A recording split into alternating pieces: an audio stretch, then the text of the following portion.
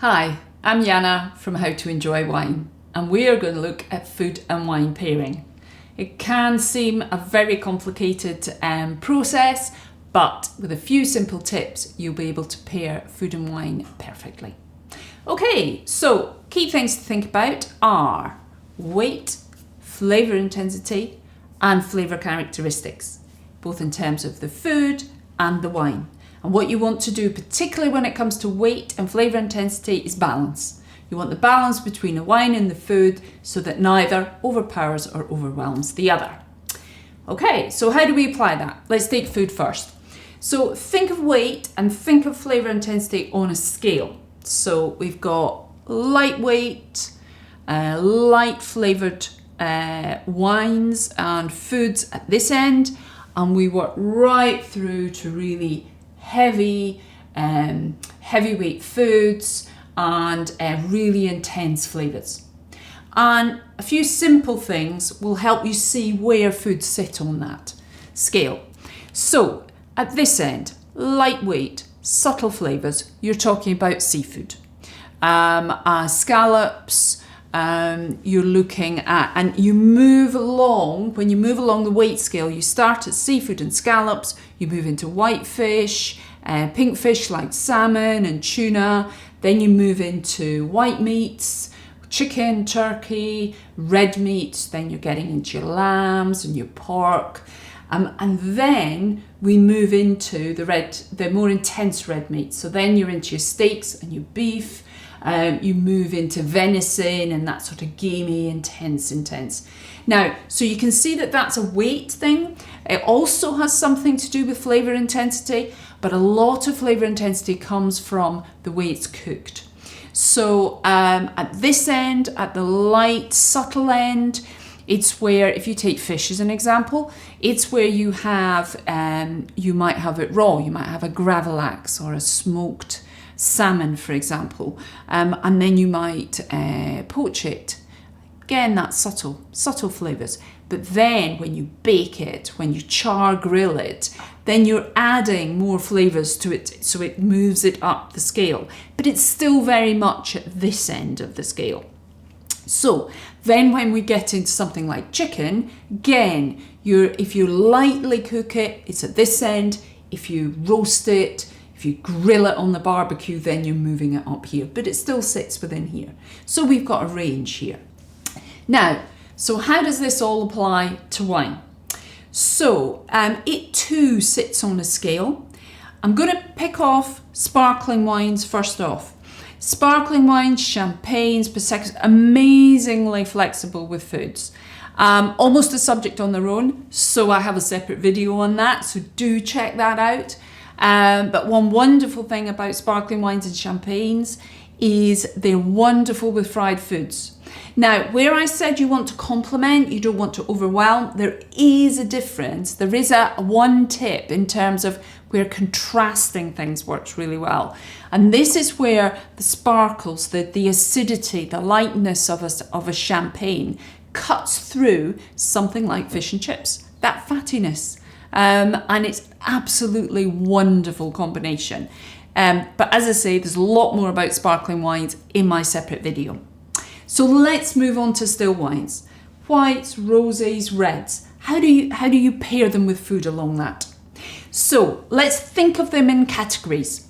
So if we take white wine, for example, now white wine, they say white wine and fish. And that's true. But as we've seen, we've got with wines a scale. We've got with foods and fish a scale that they're on. So seafoods, lighter weight, more subtle wines. So something like a Pinot Grigio from Italy would be much more at that subtle, lighter weight end. Alvarinho from Portugal, Albariño from Spain. These are wines that are all made for that kind of seafoody type thing. So that's where they sit, and that's where you would pair them. But other white wines, then you get into more intensity of flavours, and that comes through aromatic grape varieties. That's things like Sauvignon Blanc. There's no mistaking, once you start bringing that glass of Sauvignon up to your nose, way before it gets to your nose, you can smell it. That's an aromatic grape variety. So Sauvignon Blanc, you've got Riesling, you've got Gewürztraminer. These are really aromatic. Viognier as well is a favourite of mine.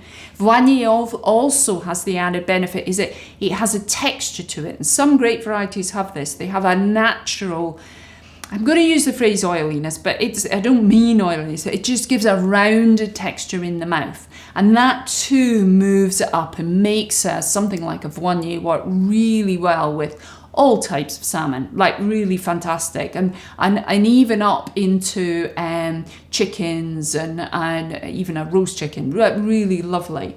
So these are really flexible wines, the white aromatics. Now, when you get into something like Chenin Blanc or a Chardonnay, now Chardonnay is a super flexible food wine. I've got a separate video on Chardonnay specifically with food pairings. But with Chardonnay, you come into how the wine is made. And this is the use of oak. And that really does impact the weight and the way it feels in the mouth. So if they use if they use old oak, that brings a roundness and a texture, which, like the Viognier, but in a different way, brings the wine up, brings the wine able to combine with even more different foodstuffs. If it's new oak, then it adds flavour. So again, you're moving up the flavour intensity, toasty, oaky, vanilla, that kind of thing. So again, that's why something like an oak Chardonnay is absolutely fantastic with roast chicken, even into like a rare steak, those kind of things. It really does move it up the spectrum. What about rosé?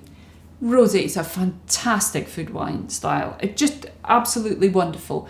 It really sits between white and red, and it can really pair with a lot of different types of food. Wonderful, wonderful summer wine with barbecues, alfresco dining. Really wonderful, wonderful. I've got a separate video specifically about rosé, but it's a great wine to pick, particularly if you're in the middle section in terms of your foods. What about reds? Now this is where it can seem completely confusing, but it needn't be. First of all, think of the grape variety. So some grape varieties, and it all has to do with the skin. So the thicker the skin, the more tannins are likely to be in the final wine. Depends how it's made, but broadly, you get a weightier, it's more texture in the mouth, so it pushes it up here. You often get a lot more flavour from those type of wines. Less of the juicy, fruity, and more of the complex. So Pinot Noir, maybe a Grenache, those are thinner skinned. So they tend to be lighter weight reds, particularly from the New World, and they pair with lots and lots of, so that even like something like a baked salmon, maybe with a bit of charring to it, char grilled, they work really well, those kind of lightweight wines like a Pinot Noir. Cabernet Franc is also a very good grape to look for in terms of food pairing.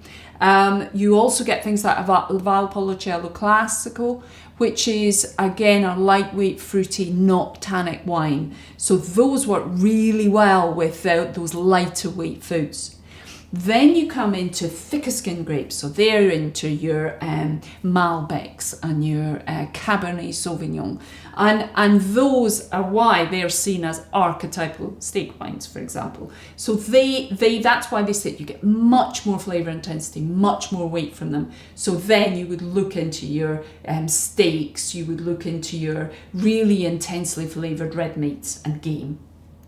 So the other thing to look out for with red wines is whether it's been oaked, because that again adds intensity.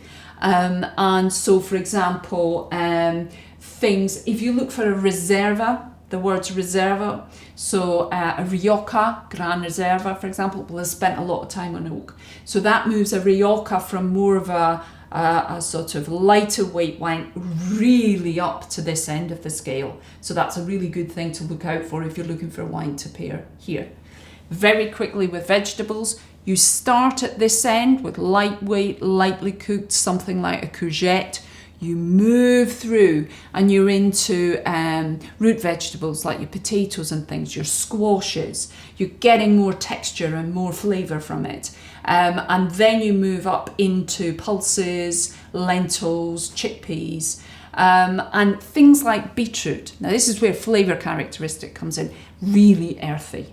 So you're looking for a more flavoursome wine. So that's when that would work really well with you getting into reds. Something like mushroom is a prime example of cooking and how that impacts it.